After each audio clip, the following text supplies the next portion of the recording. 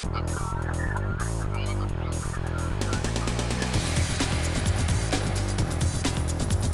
is MacVoices TV.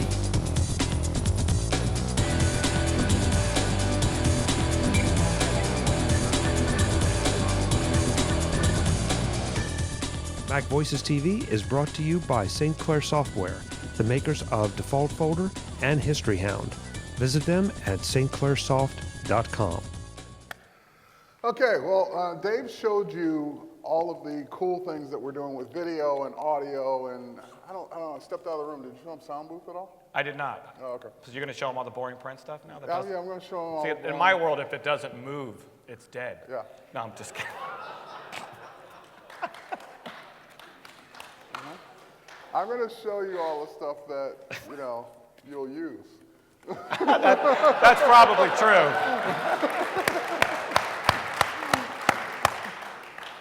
All right, so we have fun like that all the time. So, all right, let's see, where do I begin? So I'm going to start off with actually a product that I don't use myself that often because I'm not an artist, I don't draw. But if you have anyone that draws or is creative in creating content from scratch, then as you know, Illustrator has been a long-standing application for creating vector artwork. Well, Illustrator is actually one of Adobe's first products. And it's one of those products that I remember way back when I started using a Mac, it was like Illustrator 1.1 and then Illustrator 88 and then on and on and on.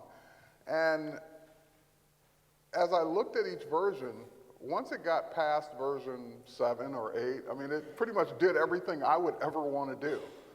And so I was always astonished at how much more could they do in Illustrator, how much more could they add. And what we've realized with all of our products, and I'll show you some of this in Photoshop as well, is that I haven't had a single user walk up to me and say, hey, could you make Photoshop a little more complex? It doesn't quite do everything I needed to do yet. Can you add 50 new things to it that are hard to find? No one's asking for that. What people are asking for is, wow, the tools are already pretty powerful. I can't think of too many things I can't do yet. What I want to be able to do is do the things that I'm doing faster and easier, not so much more of them. So, with that, let's take a look at how we've worked in Illustrator to reach that goal with Illustrator CS4. Now, one of the things I'm going to point out is, here, let me go up to my view menu because I have it turned on. Is it view or window? Window menu, sorry. With CS4, we've actually adopted a choice of how you manage your windows in each of the applications. Now, I've turned off the CS4 application frame for Illustrator to treat it more like you were used to with CS3 all the way down to the beginning. And what I mean by that is with all of the Adobe products since basically Photoshop 3, we've had palettes, tools, windows for your document, and of course on the Mac, if you moved your window out of the way, you'd be able to see whatever's behind it, whether it's your desktop, another application, or whatever. Now, when Windows came along, we do the same thing in Windows. You can move all your windows around and palettes and all that, but there was always something in the background that you couldn't see past to see your other applications. And basically, the entire application acted as one window. So we said, well, that's got some benefit to it, but we don't want to force it upon Mac users that aren't used to that in any of their other applications. So with CS4, we now give you a choice. You can keep using the application like you always have, with the windows and palettes and clutter and all the stuff that you're used to, or and you may have noticed, even, and we bring up Apple a lot because we're at Macworld, if you look at most Apple applications now, they're one-window applications. If you think of iPhoto, iMovie, you know, most of their products, it's one resizable window that is the whole thing. So we thought, well, again, that has some benefits. So how can we take advantage of that in not only just in Windows, but also on the Mac? And so if I go up to my window menu, there's something called Application Frame. And when I turn that on, you'll notice a couple of things. First of all, my window is no longer floating, it's actually up against a gray background. The other thing we'll notice is if I resize this window, is that now Illustrator is one window that can be resized and dealt with very fluidly, as you might see as well. And it's one thing. So in other words, if I minimize Illustrator or if I move Illustrator, I'm moving everything at once. I'm not having to move palette, windows, palette, window, all at the same time. Now, where this also comes in handy is what if you're working with multiple documents?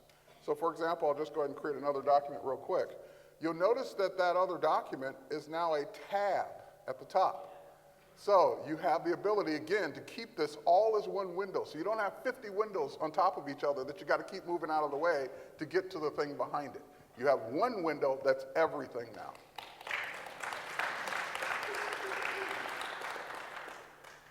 And of course, for those of you who want to do both, you can tear a window off and have it float. And however, when you do that, you're back to the same hell you had with all the other versions of our products. All right, so you can do it either way. And I didn't have to turn off application frame to float it. I just drug it out of the tab. And now that particular window is floating all by itself. Everything else is still in the application frame. So even you can even mix the two environments to your heart's content.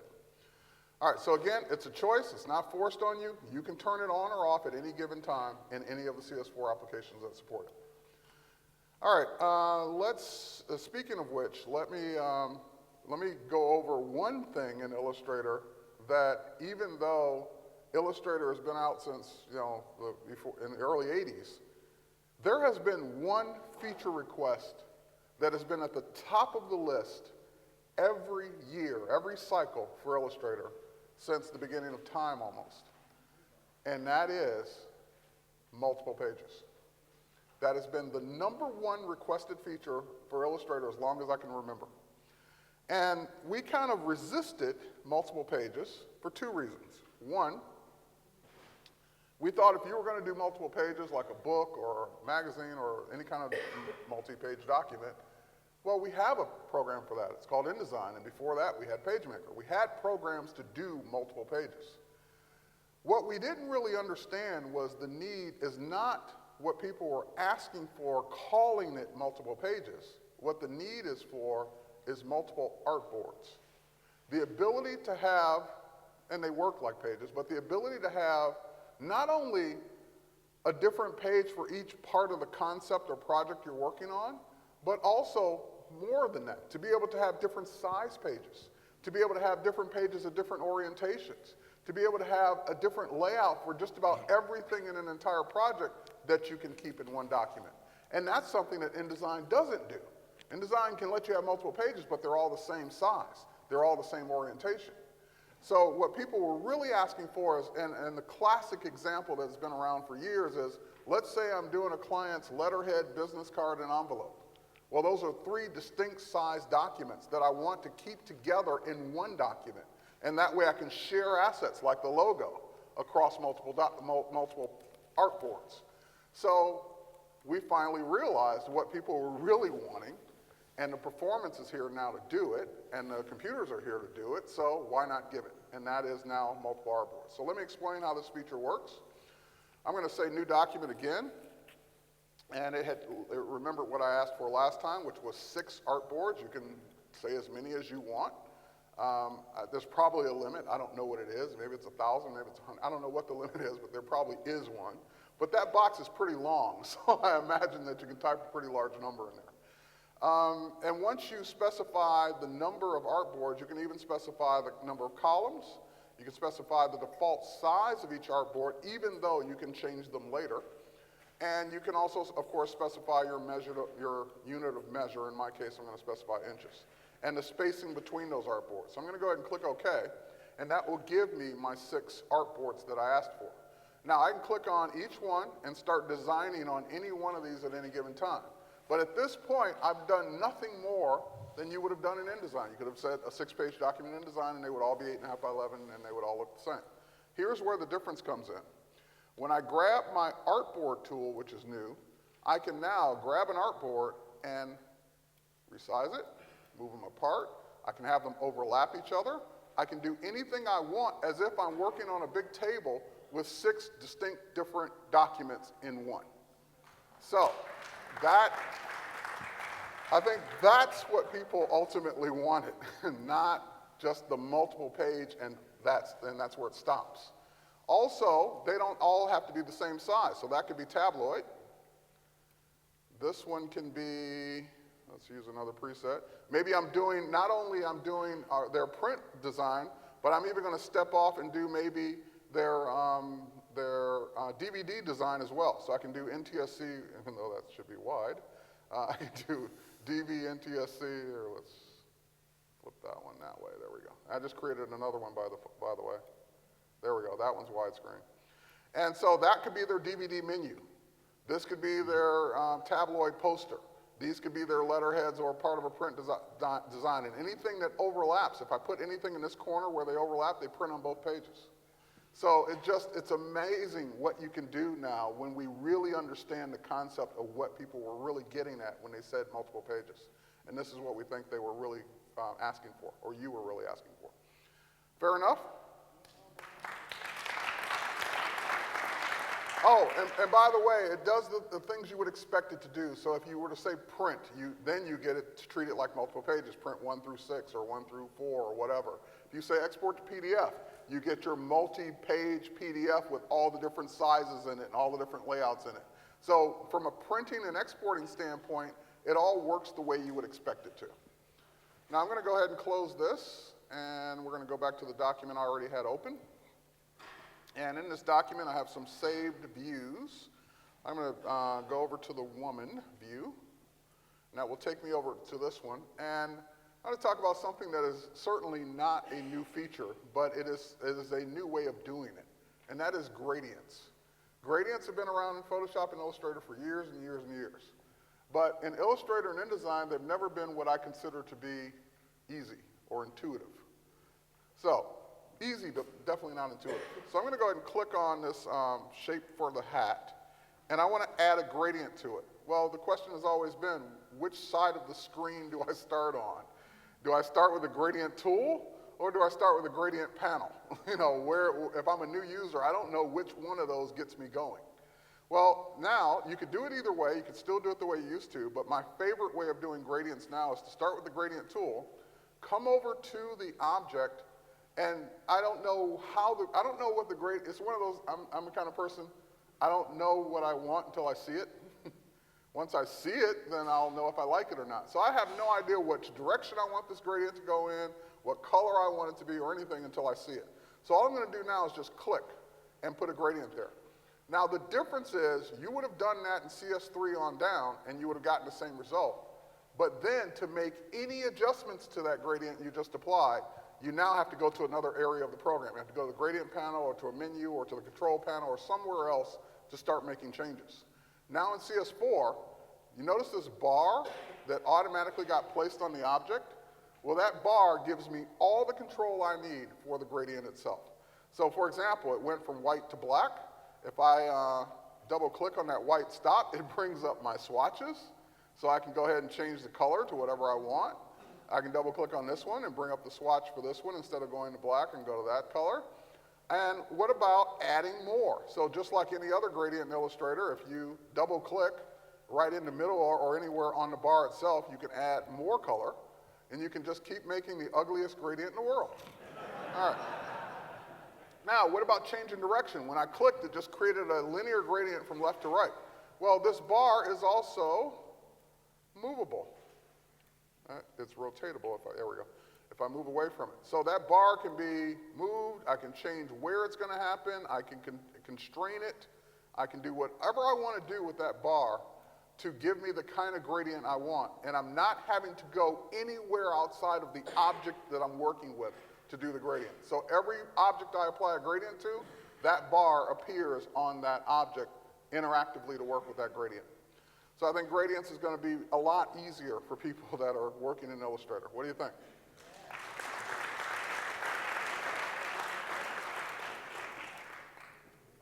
All right, next up, let's take a look at one more thing here. I'm going to go into A different view, I'm going to go to, let's see here. Let's go to the detective view.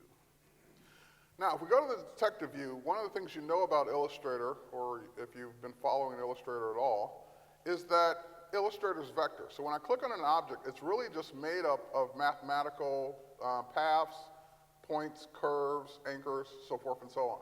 So that is resolution independent. It's not pixel based. It will print, very small or the size of a building and still be the same quality. That's what vector is all about. But when you're creating art, especially if we go back a few years in Illustrator, that's the part that wasn't really easy to an artist because you were working with tools that didn't really seem like art tools. You're working with a pen tool. You're working with different tools to manipulate those points and make curves. It just didn't seem like, well, if you were an artist sitting down with a sketch pad, you'd just start sketching. And that's, Photoshop works that way because it's pixel-based, but then you lose all the capabilities of it being resolution independent. So that's where the two worlds were never really the same. It's either work with the constraints of a vector tool but have resolution independence, or work with the ease of painting in like a program like Photoshop, but it being resolution dependent, meaning that the files are going to be large and I got to plan ahead and so forth and so on. So with the last two versions of Illustrator, CS3 and CS4, we've been concentrating on making the drawing experience more intuitive to a person that is used to just drawing. For example, if I sat a 5-year-old down here and I said, make that blob bigger on the top, well, what would they reach for? They'd reach for a pen or pencil and they would just start drawing on the top of it to make it bigger. They wouldn't start looking for a pen tool to adjust the curve points to make it taller. No one would think that way. So I'm going to go ahead and grab my stylus here, and I'm going to grab a new brush inside of Illustrator called the blob brush.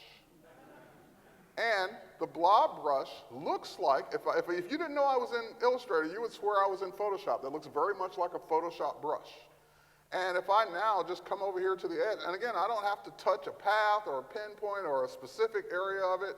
I'm just going to go do what the person asked me to do. I'm going to make this taller.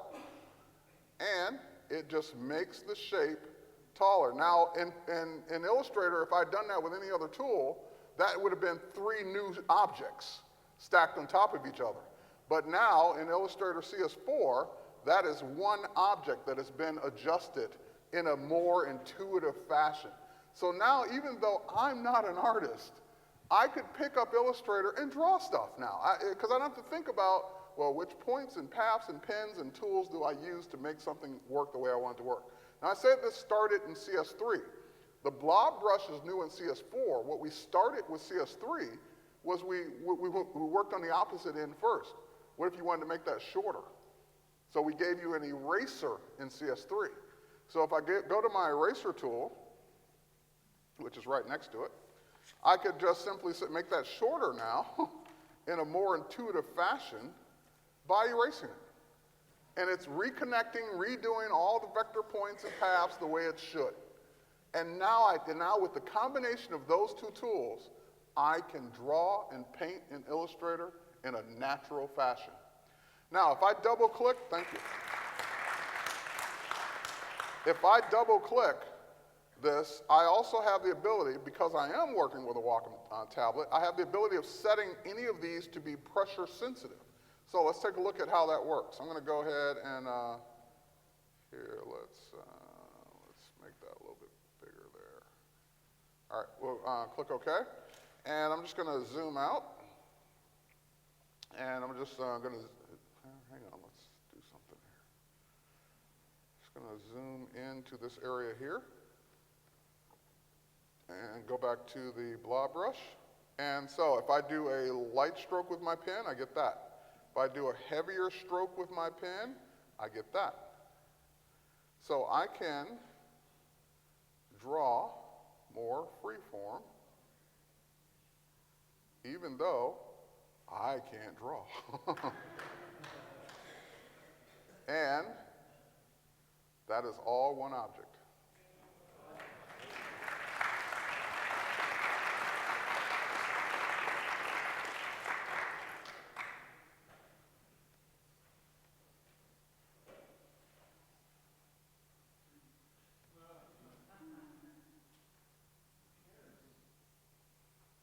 So that makes me happy.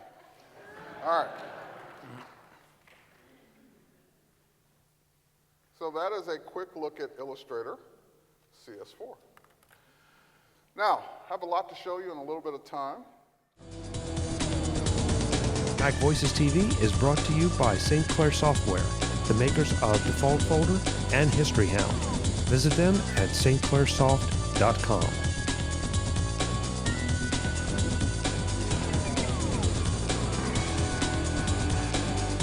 MacVoices TV is part of the MacVoices group and a member of Mac Level 10.